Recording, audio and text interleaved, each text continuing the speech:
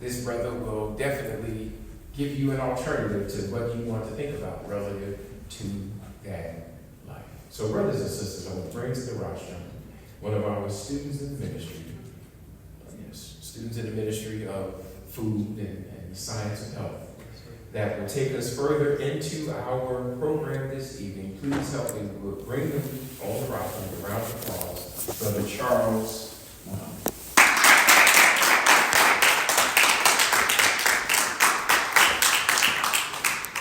Assalamu alaikum. In the most holy name of Allah, the beneficent, the merciful, the one God who was prophesied to come and indeed did come. He came to us in the divine person of Master Fard Muhammad. He came to North America and visited the city of Detroit and found amongst the people in Detroit a man worthy to carry his message and to ultimately become his messenger to the world.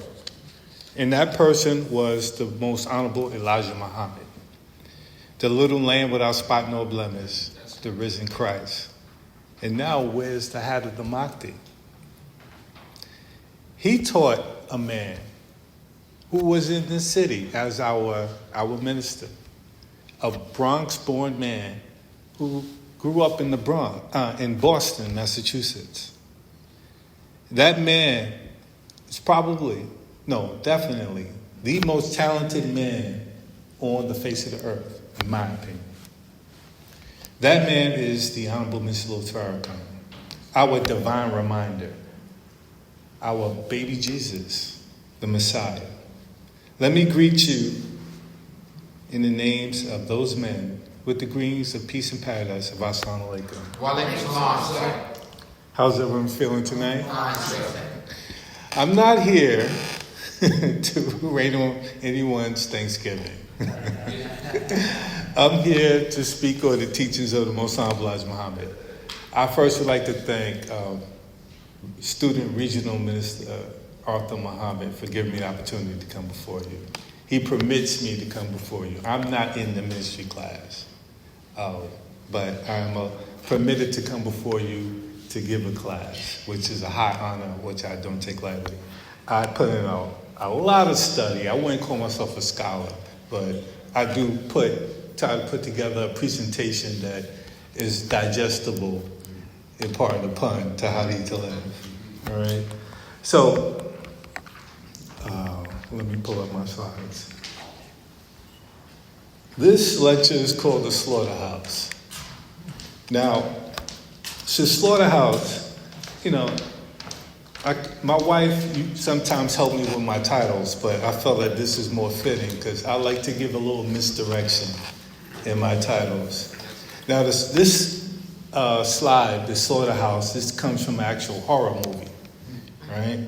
But actually, it's a play on words.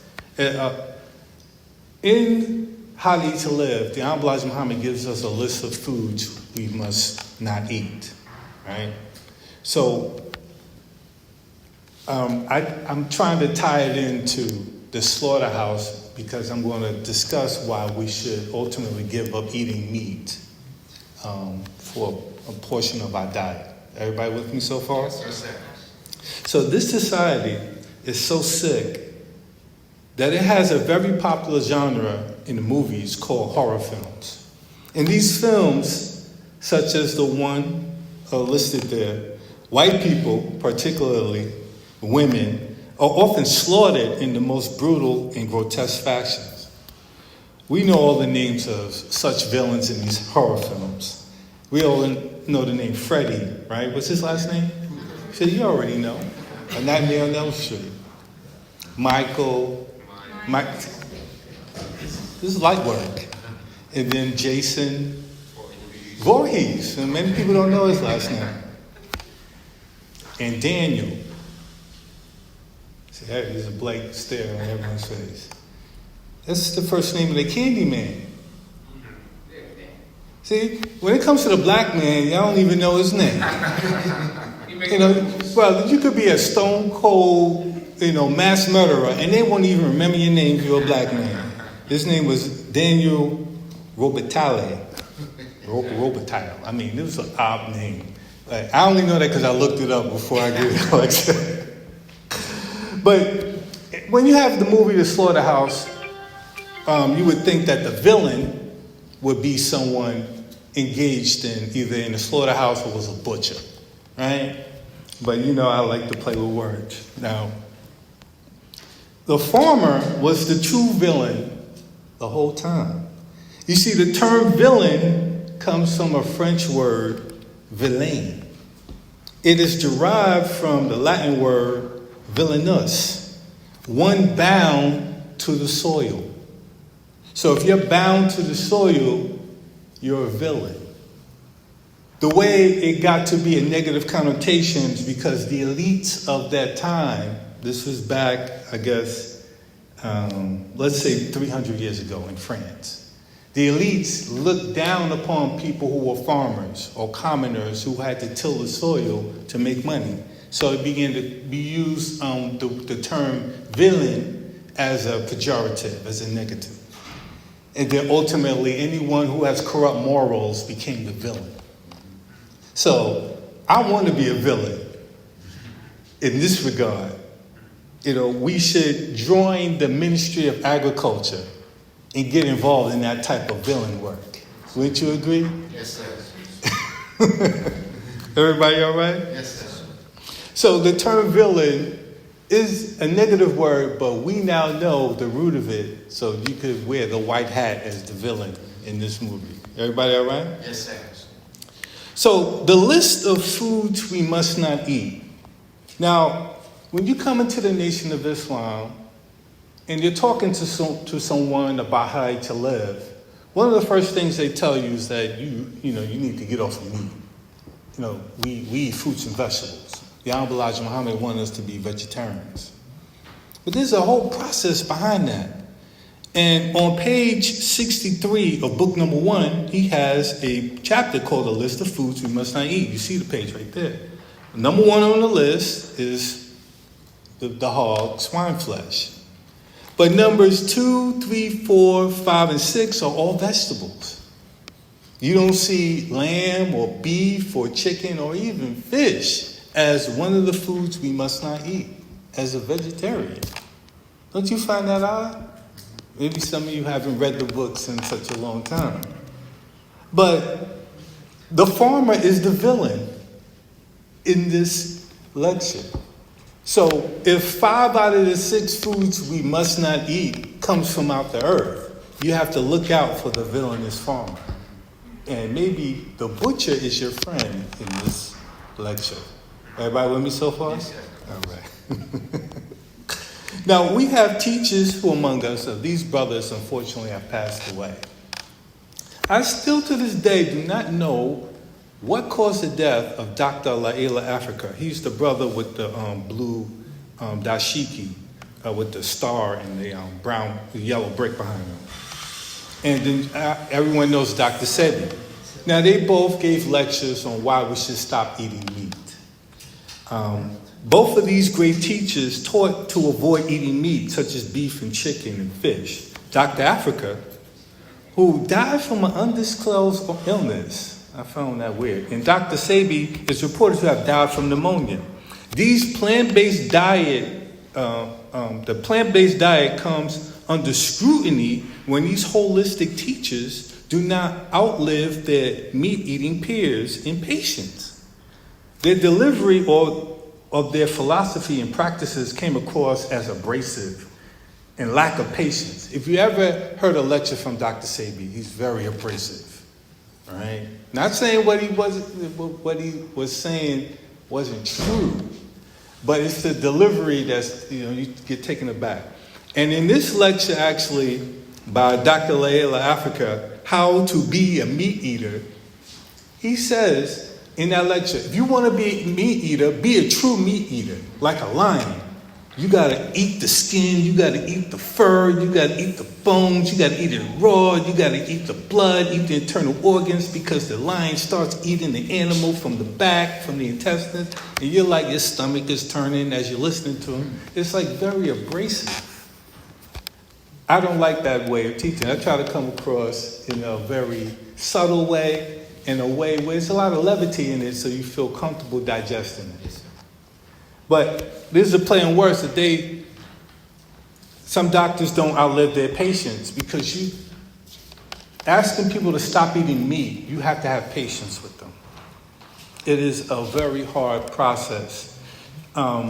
Minister Feast, may Allah be pleased with him, when my wife and I were courting, we sat in front of him, and I told him that I was a vegetarian. And he looked at my wife to be, he said, "You a vegetarian?" She said, "No, sir." He said, "Don't you try to make her a vegetarian, brother. Don't ever make her feel like she's doing the wrong thing if she's eating meat in front of you." I said, "Yes, sir." And she could bear witness. I hope you bear witness. I've never made, like, I know it's true. I've never made her feel a certain type of way when eating in front of me. Everybody all right? Yes, sir. All right. So, on the flip side of that, there are those who are proponents of a carnivore diet. There are actually people who promote eating meat 24/7, nonstop, all the time. Eat pork chops until you drop, or maybe your lamb chops. And they're about that life. Now, I'm not going to do a lot of reading. Well, maybe at the end, towards the end. But there is a doctor. He's listed in the bottom portion of that slide. His name was Dr. Sean Baker. I watch his videos. He's a tall white dude, well-built white man in his 60s, and he has been on a carnivore diet. And he actually got his license taken away from him. He's a doctor. And because he was accused of malpractice by giving people advice, is just eating meat. No breads, no vegetables, just eating meat. And the man is very healthy, in my opinion. Now, I'm not advocating this type of diet by no stretch of the imagination.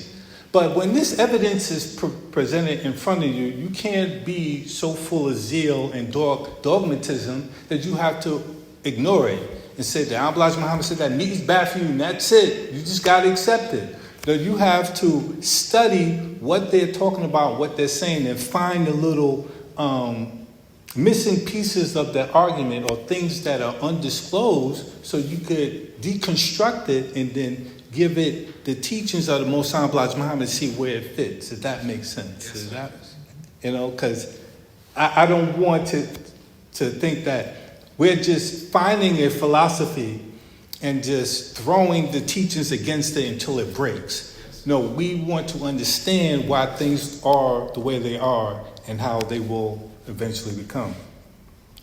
So we're just going to take a little trip through the Bible and the Holy Quran about eating meat. Everybody with me so far? Yes, sir. All right, because we got to get over this. Now, in Genesis, first chapter, this is what God says about your food.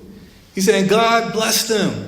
And God said unto them, Be fruitful and multiply, and replenish the earth, and subdue it, and have dominion over the fish of the sea, and over the fowl of the air, and over every living thing that moveth upon the earth.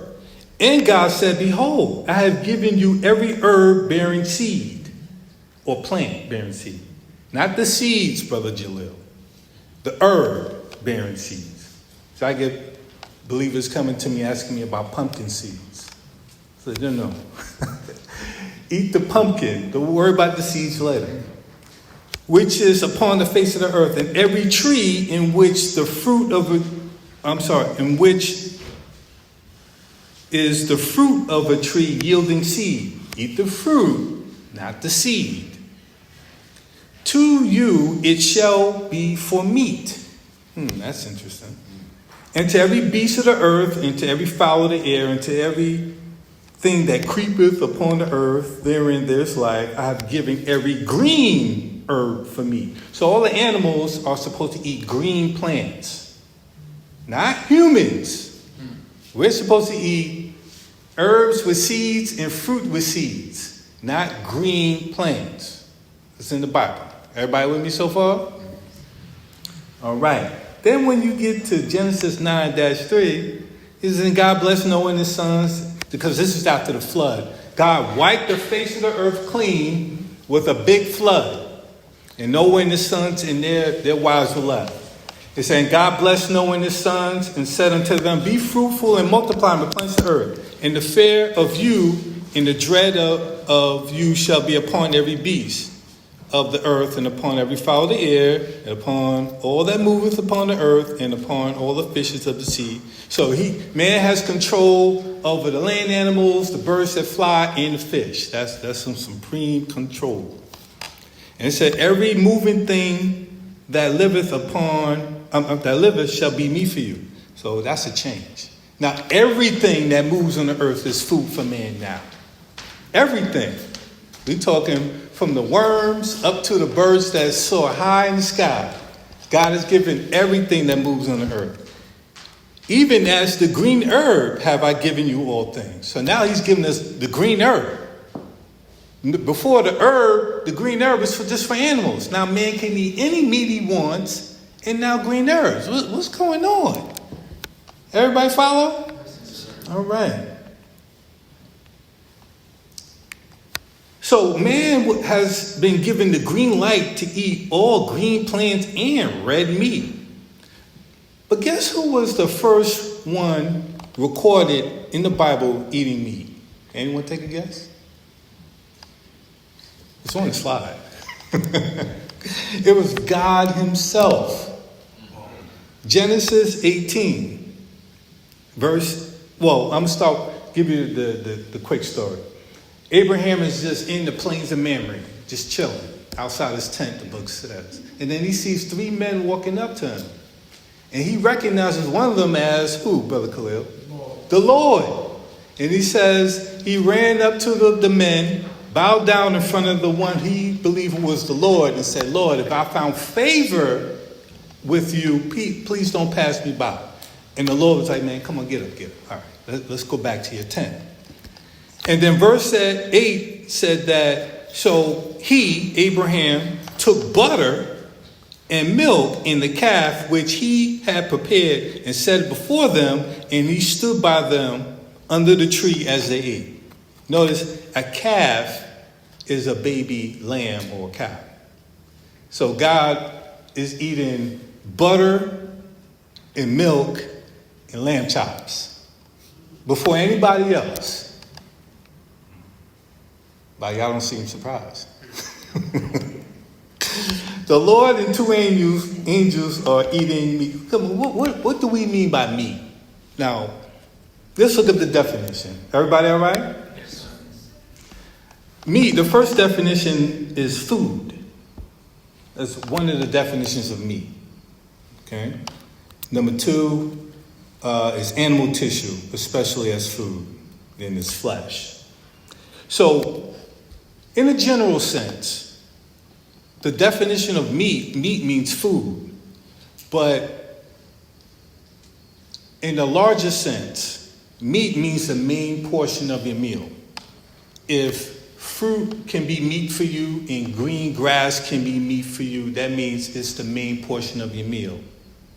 So who's ever eaten a piece of candy before? Everybody should raise it. Come on, raise your hands. Does that make you a candytarian? No, because we don't eat candy as a large portion of our diet. Right. So even though you may eat something on a small scale, it doesn't make you that. So you can eat meat on a small scale, doesn't make you a carnivore. That makes sense? Yes, sir. The larger portion of your meal is your meat. So if you're a vegetarian, that's who you are because you eat a large portion of fruits and vegetables. Is that clear? Yes, sir. All right. I just want to make sense. I don't want to look crazy up here. So now we got to get down to Leviticus. I'm not going to do a lot of reading because I see some of you already feeling sleepy. All right, like, come on, bro. I already read this in the Bible. But we got to slow our roll a little bit because there's rules to this meat eating thing. Because now God has given man all animals that moveth, creepeth, runneth, flyeth, swimmeth on the earth as food, and even the green stuff, which we really shouldn't be eating. You know, if you read How They to Live, he says that.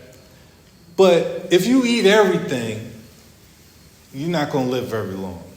So in Leviticus, God had to say, okay, look, if you're going to eat some animals, eat the animals with the split hoof and that choose to cut it. Okay? That's the short version. Then in Deuteronomy, he says, thou shalt not eat any abominable thing. Eat the animals that chew the cud with the split hoof, but don't eat the swine. You see it right there for yourself. Go home and read that. All right?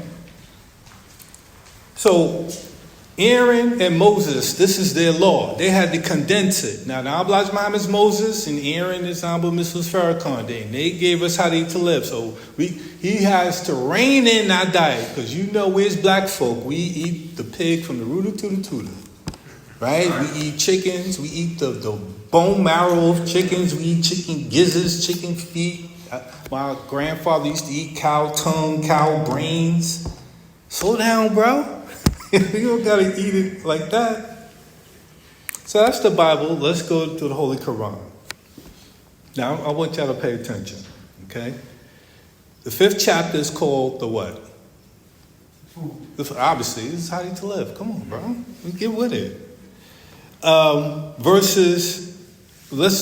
just go straight to verse 3. Forbidden to you is that which dies of itself. Now, you shouldn't eat anything that's just, walking in the field and just dies. You shouldn't eat that.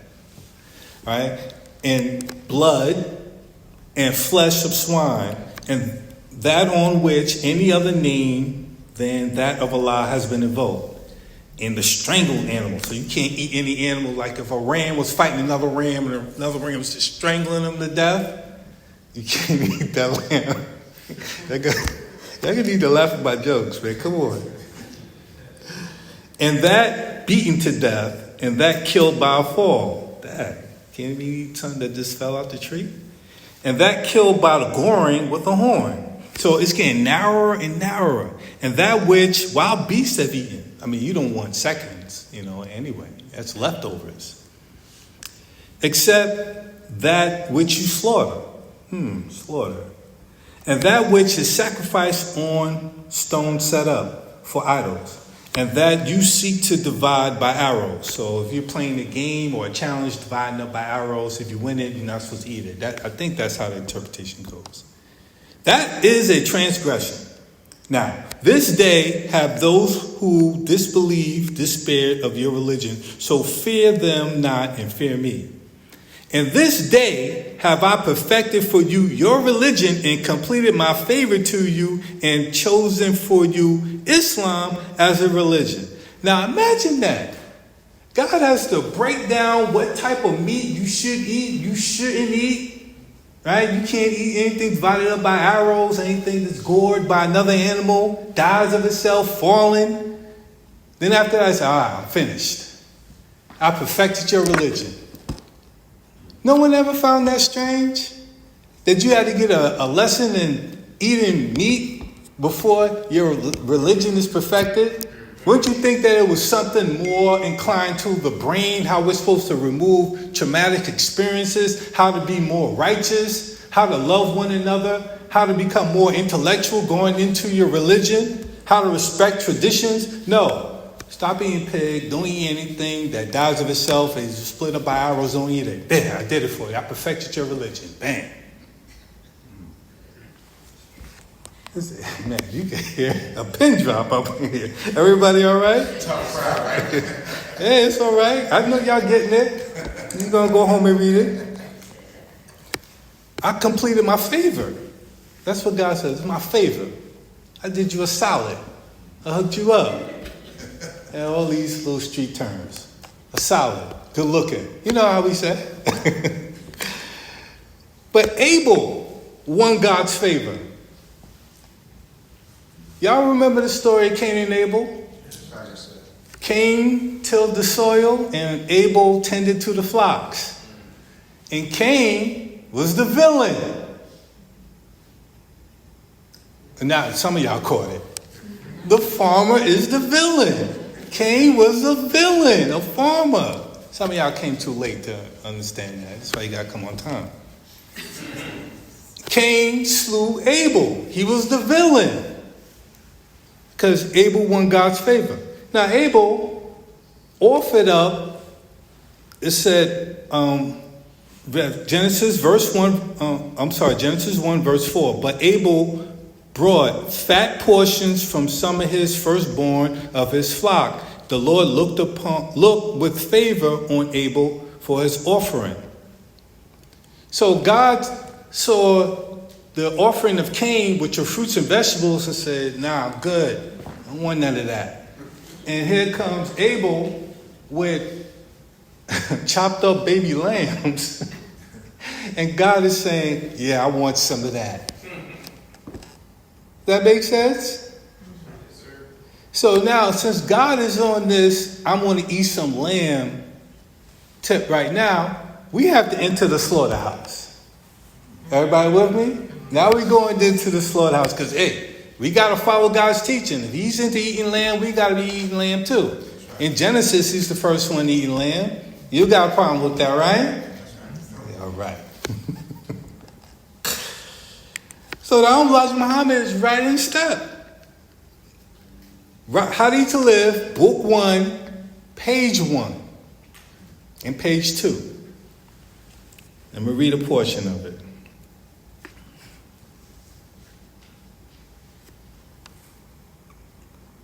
Okay. There are many Jews today called Orthodox Jews who try to eat in order to live. They are careful of the type of food that goes into their stomachs. They will not slaughter, there's that word again, an animal without trying to drain that animal's blood out of his body before taking it for food. They will not accept diseased animals, birds, or fowls. Wow. Mr. Elijah Muhammad is teaching us about vegetarianism, but he's bringing us into the book telling us how to slaughter our meat. That's a weird thing to do, don't you think, Brother John? Be a vegetarian, but the first thing you should do is learn how to slaughter your meat. In page 2, it says, we, the Muslims, who have not been able to go to the there's that word again, slaughterhouses as yet to choose our meat, as the Orthodox Jews are doing. Slaughter our animals, there's that word again, or cattle at a time when they least expect it. We take their lives in the name of Allah with a prayer over this condemned life to be used to sustain our lives. So in order to get introduced in How to Eat to Live, Sister LaShawn, you got to go through a slaughterhouse. You can thank me later. Man, y'all are cold, bro. All right. I mean, we're not going to get gory. I'm not going to be talking about blood and gore, but there is a science to slaughtering animals. Right? There's a proper way to slaughter them. You know, some of you who like to eat your burgers, you don't want to see the cow being offed in front of you. It'll turn your stomach. But lesson number 1 is a proper way of slaughtering the animal. You have to slit its throat in a way where they don't see it coming. It's less painful, and the blood drains out completely if you do it properly. Make sense? All right. But you can't bring a knife to a gunfight nowadays. Man, y'all never laugh. They have a stun gun now. Not a stun gun, it's like a bolt gun. They bring these animals into that contraption, and the animals just looking around like, what's going on? Why is all these cows moving like that? And then, bam! A bolt is shot into his brain. Dead. So it's no more longer a knife fight, it's a gunfight. So you got to pack your 9 if you want beef.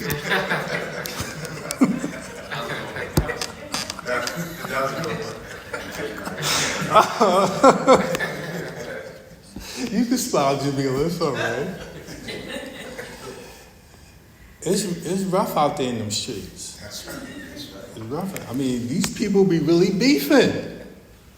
They used to have kosher meat wars, riots. So imagine you, poor Elijah Poole, migrating from Georgia up to Detroit. You and your wife, Clara, up in Detroit. You just going to the meat market, and then a bunch of Orthodox Jewish women just bum rush the meat market and start tossing garbage at you because you are shopping at the meat market. Because these Jewish women, they real about that kosher meat. See, the Most High Muhammad was not playing when he said we can eat the foods of the Orthodox Jews because they keep to the laws of Moses. These kosher meat riots were no joke. Jewish women were outside pulling up and protesting the rise in prices on kosher meat. The meat industry fell into the hands of robber barons. I mean, they were just playing with the prices, right? Jewish butchers tried to boycott. And when that failed, the Jewish women grabbed the bull by the horns, if you catch my drift. So they would pull up and they get busy in these riots. Everybody with me? Yes, sir. A little beef on her. Yeah. Fierce meat, because we got to go through the slaughterhouse. We got to know what it takes to get some good meat. 500 police called out. Officers attacked by immense mob around hall where women were holding indignation meeting. All right. I don't want to beat that horse until it dies. Now, How to Live, Book 1, page 11. If you must eat meat, you don't have to.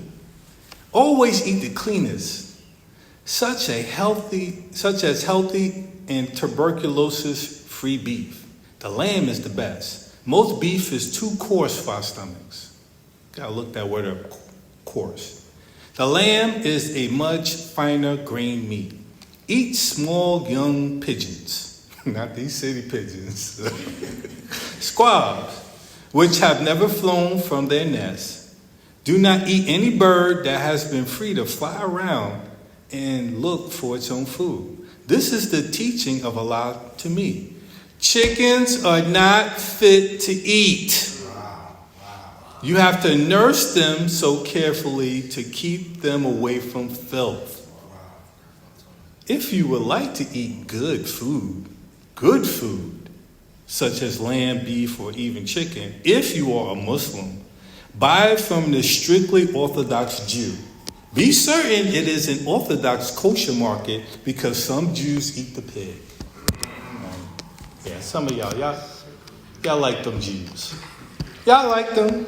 Y'all cool with them. But make sure it's Orthodox instead of the secular unorthodox Jews. Some of them do eat pig and still claim Jewry or being Jewish. Everybody with me? Yes, sir. All right. So there are some Jewish markets. All right. That's the instruction. If you want to follow How to Live, I'll follow How to Live. That's why I look so young. So you shop at an Orthodox Jewish market? You don't have to, but they have the cleanest meat out there. So they'll welcome you in and let you select your meat. Y'all cracking up. So hook up with your homeboy Mordecai. All right? You see, my man is so down with it, he's even reading the Torah while he's shopping. You can get your study group in while you shop for your ingredients for bean soup. Right? Because mobs beefs so we can shop in peace. So we got to thank our Jewish, I'll say friends, not brothers and sisters. Everybody with me? Yes, sir. All right, if y'all want me to stop joking, I'll stop. All right. So page 25, How to Live. Eat plenty of vegetables and fruit. Eat meat? If so, eat clean, fresh meat, whether it's beef, lamb, or chicken. Do not eat too much of it.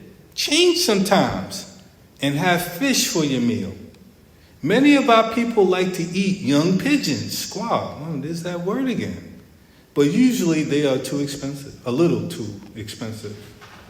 Do not eat too much of anything, good or bad. And do not eat but once a day. You will soon tell me how much better you feel. Do not smoke tobacco, Brother Rasul, or use tobacco. My fault, Brother Rasul.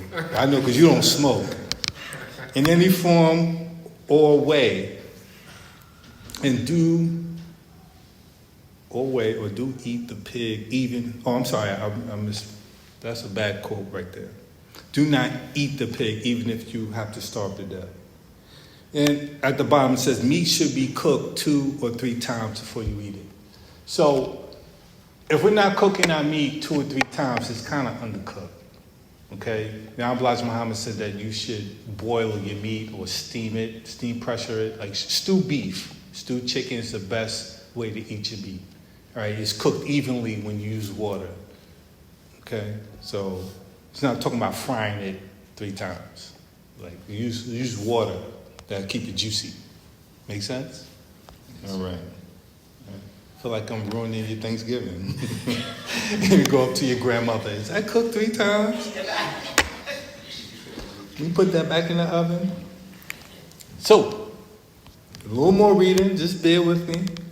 I've received many questions in regard to meat, fish, and poultry. The main thing Allah, as well as the Holy Quran, reminds us of is that when it comes to meat and fish, Allah forbids us to eat the flesh of swine or fish weighing 50 pounds or more. So definitely, Brother Keith, swine is off the menu tomorrow. Definitely. Okay? Allah has taught me that chickens are not good for us to eat. Wow. I'm sorry. They are quite filthy. I call them the dirty bird. Inasmuch as they do not eat the cleanest of food, but we eat them. We eat beef and lamb, but Allah also said that they are not very good for us. It is not a sin to eat them. It's not a sin to eat beef and lamb, Brother Khalil. It is not a sin for us to eat camels, Brother Hezekiah. So the next camel you see, you slit his throat, let the blood drain out. You got to do it right. Or use the bolt gun.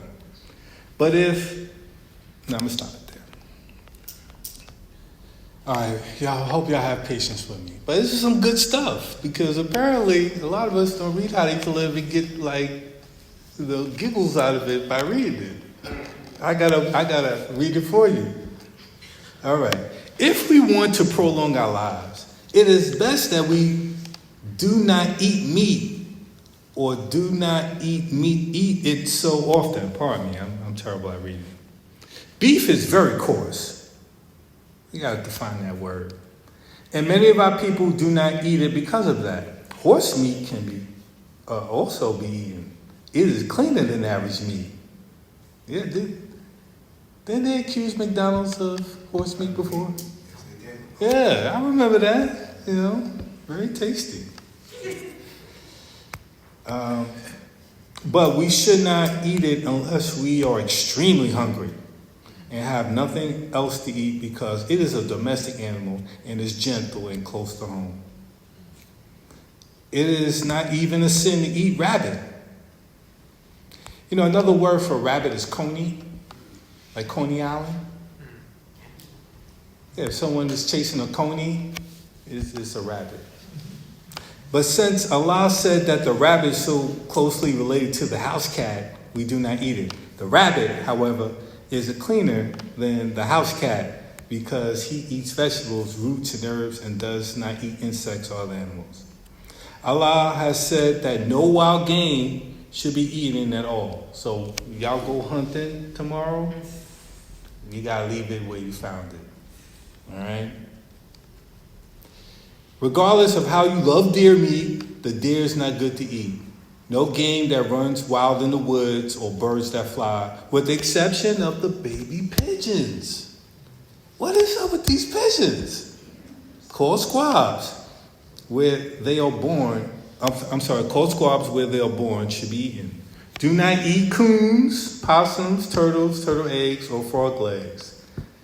None of these are good for us to eat. But beef is too coarse. What does coarse mean? Of ordinary or inferior quality or value. Comprised of relatively large parts or particles, loose or rough in texture. I think it's loose or rough in texture. So So when you eat beef, it feels rough. All right? We have to pay attention to things that the Most High Elijah Muhammad repeats often. Yes, sir. He repeats that about beef. It's very coarse. But he also is talking about that baby pigeon. You should look up that. All right. So, who has the stomach to eat animal flesh if we don't? So, the length of your gastrointestinal tract, your intestines, determines your eating style. Okay? It says herbivores, which are plant eaters, and omnivores, which eat plants and other meat, they have longer intestines than carnivores. Everybody with me? Okay. But herbivores lose many nutrients to their feces. They don't absorb their food very good. Okay? So they have to recycle their feces. A lot of herbivores will, do number 2 and then eat number 2. Or they have what is called specialized microbes in their cecum. Now, gorillas have cecums. So when people study the gorilla and they see that the gorilla eats twigs, leaves, it eats tree bark, and roots, only 2% of a gorilla's diet is bananas. All right? They eat rough herbage. But they have a special organ called the cecum that helps them to break down all of that fiber and produce nutrients for themselves. Guess what? You don't have a cecum. So you can't compare your diet to the herbivore gorilla. Everybody with me? All right, because I know we got some suspected vegans in here. I'm not trying to get you to eat meat, but don't try to think that you can eat like herbivore. Popular meme. Then you have ruminants, cattle, goats, and deer. They have 4-chambered stomachs. They regurgitate their food. So that means they, if you're downstairs eating one of the dinners from the sisters, and then you turn around and you spit back up into your mouth, squish it around, chew it some more, and re-swallow it. That's what ruminants do. They regurgitate their food. I don't think that's very appealing to many of us. All right? You definitely don't want to eat your own drop-ins, and you don't want to regurgitate your food in your own mouth. But I have a picture of a vulture up there. Now, vultures eat meat, but it has to be nasty, rotten, maggoty, stiff rigor mortis type of meat. Y'all know what I'm talking about, right? That animal's been dead. His legs are like this now, right? It's being filled up with gas, right? It's turning colors, it's stinking, and then the vulture's putting on its big, ready to get busy. But vultures have special bacteria on their face that protects them when they're digging into an animal that has all of this bacteria in them that would naturally kill us if we ever tried to eat something that dead. We do eat dead meat, but it's refrigerated and preserved. But these animals like to eat meat that's rotten, basically to the core, and would kill you if you try to eat it. Everybody with me? Yes, sir. Then vultures have bacteria in their guts that protects them when they swallow that meat. You don't have that. You don't have bacteria on your nose that'll protect you if you wanted to dive into some roadkill because you felt hungry. And you don't have bacteria in your gut to protect you from the bad bacteria that would normally kill you if you ate such rancid, toxic meat. So we don't have the stomach to eat meat like that. Not that you would, but I'm just giving you an example that a true carnivore has the bacteria in the saliva, digestive juices, to eat meat in its raw state. So it won't be harmed from eating it. That make sense? Yes, sir. Just like the animals, they try to eat herbage. It doesn't work for them the first time. But the second time around, like Shalimar, works for them. Well, you don't want to be caught up trying to eat your own droppings and regurgitating your food. So we're somewhere in the middle, hopefully. So it's time for us to exit the slaughterhouse. This meat thing isn't good for us. Right? We got to get the flock out of here.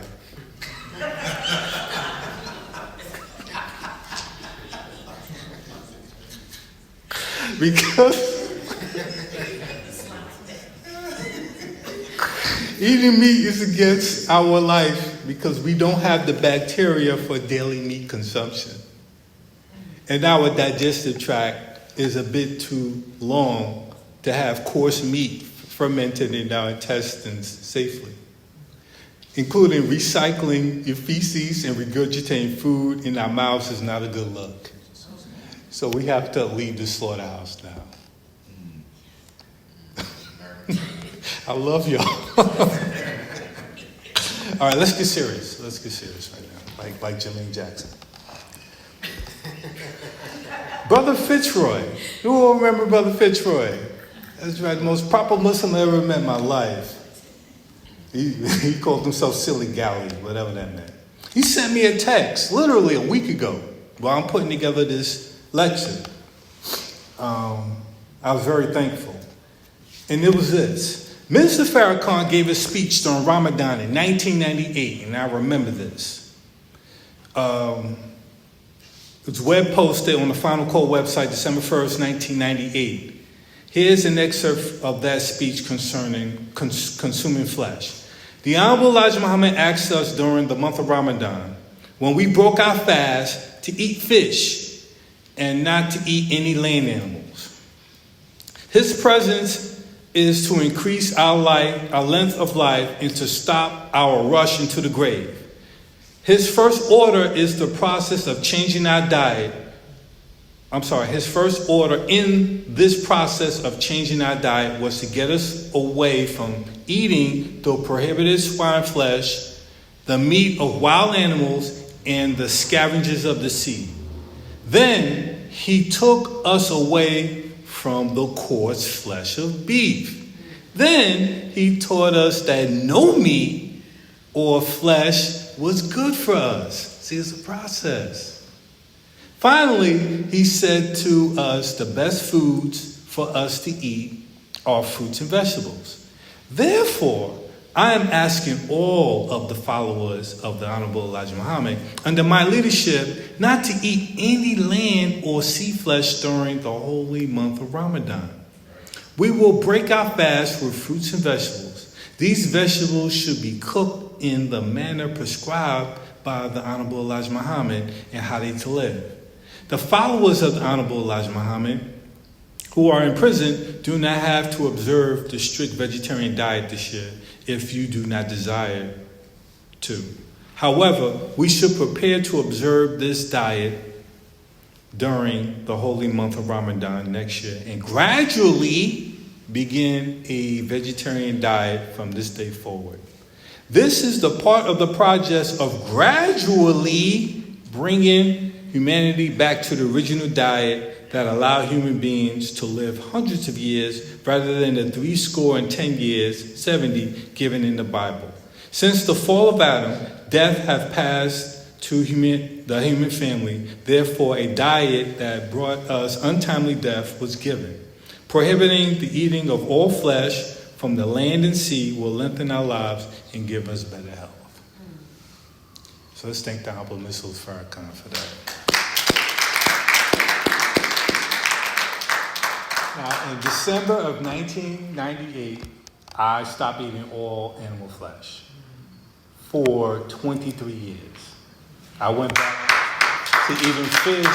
Don't clap, because I went back to eating fish about 2 years ago. Because of this, It's a process. He said gradually, I just stopped. See, we have to read the words carefully. Gradually. Gradualism is a science. Right? I did a lecture called GMOs, Grafting, and Gradualism. right? Where you gradually change over a period of time in stages. I just stopped, which I would not advise, right? So, I'm almost finished, okay? Where was I before he interrupted me?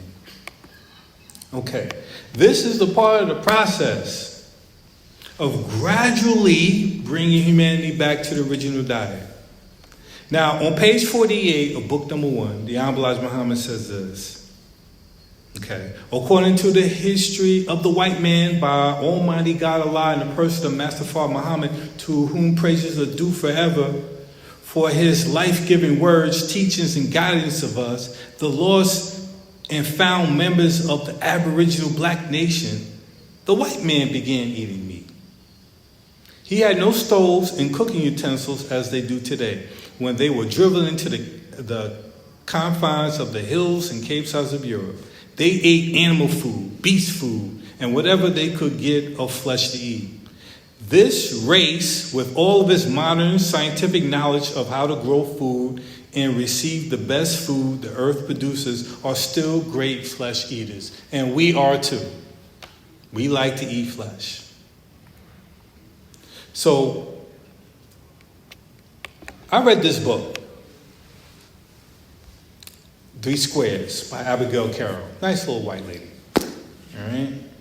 And she chronicled how eating 3 meals a day gained popularity here in America. Okay? Because other parts of the world, they don't eat 3 times a day. They don't even eat breakfast. Sometimes their first meal is at 3 o'clock. Okay? Which is really the middle part of any day. So, she, on page 2, if you don't want to read the whole book, you can just read this page. She chronicled this Swedish traveler called Peter Kohn noted that many meals consumed by the natives of the mid-Atlantic, where he traveled in the mid-18th century, that's the 1700s, consisted simply of maple sugar and bread, with only 2 ingredients and distinct lack of protein. Fell short of European criteria. It was more of a snack. So I'm giving you a picture of what the original diet for those people were in North America when these European explorers came, what they found our the 2 million Indians eating. Okay? Because the Honorable Mr. Farrakhan, this gradually get us back to eating the original diet. Right? So our people were eating this way. And it said other typical non-meals, that's a typo, included traveling foods such as nokake, pulverized parched cornmeal, to which natives added water on the go, and pemmican, a dense concoction of lean meat, fat, and sometimes dried berries. So they didn't eat thigh muscle meats of the game that they caught. The natives, they eat the lean meat, like, meat around your fingers, right? Ligaments, tendons, and fatty tissue and organs. They didn't eat muscle meat, because muscle meat is very toxic, right? It's like the best part of any animal that we eat. We want the thigh, the breast, right? If we eat the chicken, we eat the whole thing, because we want the meat. But the best part that the natives back then thought was the lean meats and the soft tissue of the tendons and ligaments. Does that make sense? Yes.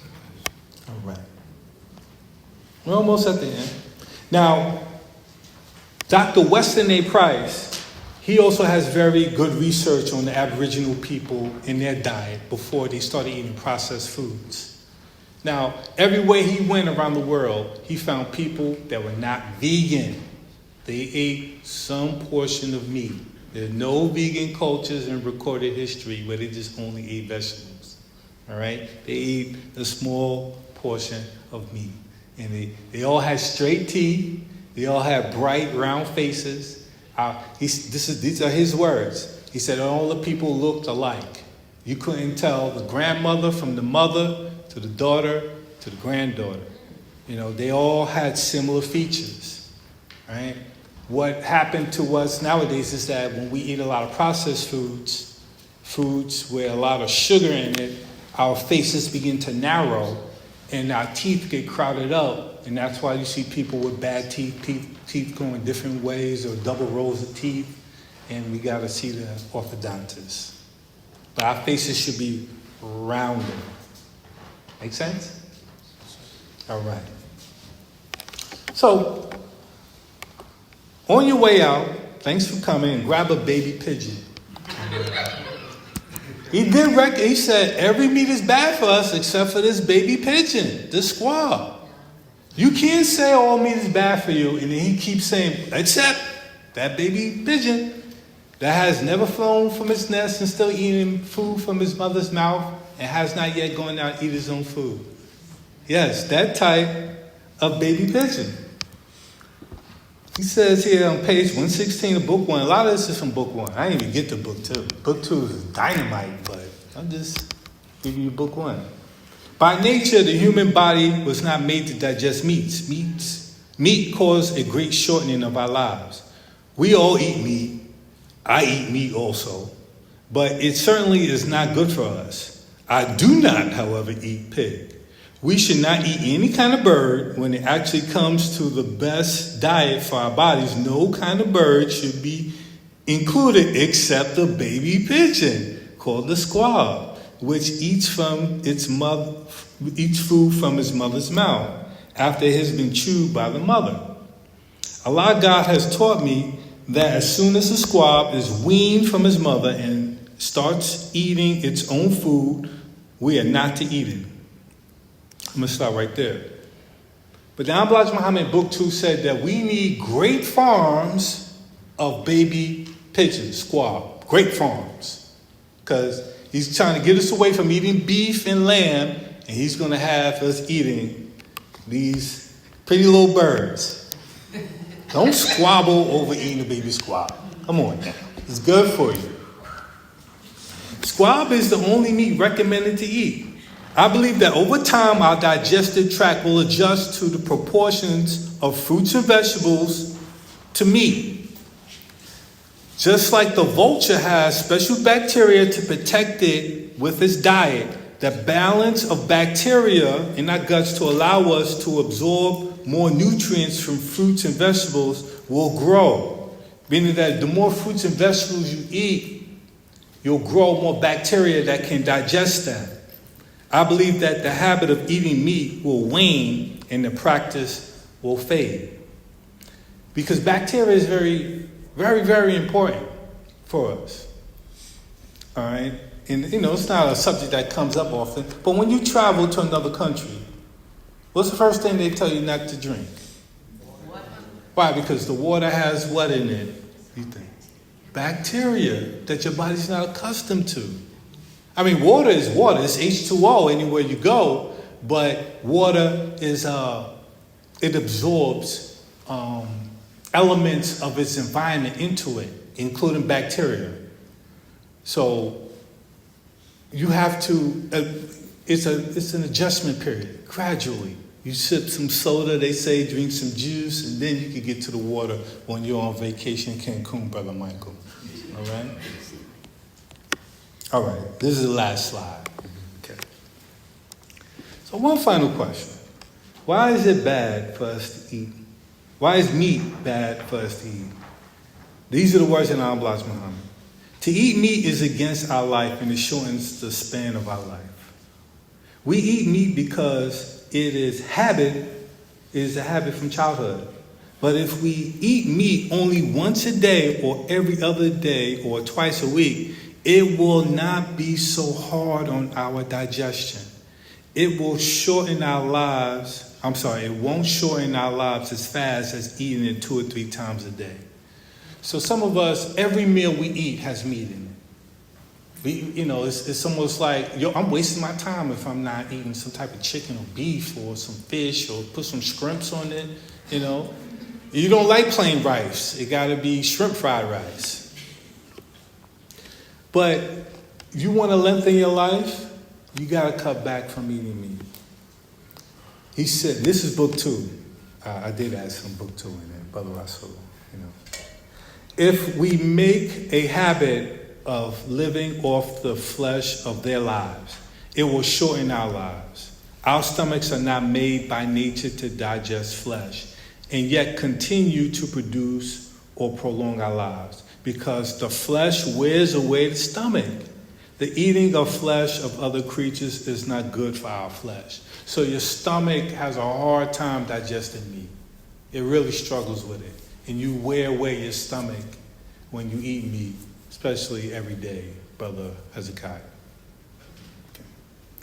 Last, and I thank you for your patience. Let us try not to eat so much meat, especially animal flesh. There's a difference. There's muscle meat, there's organ meat, and then there's flesh, the skin, okay? Especially animal flesh. No meat is good for good health and longevity. We must stop eating meat gradually, because actually meat is not by nature a food for human consumption. I thank you for your time and patience.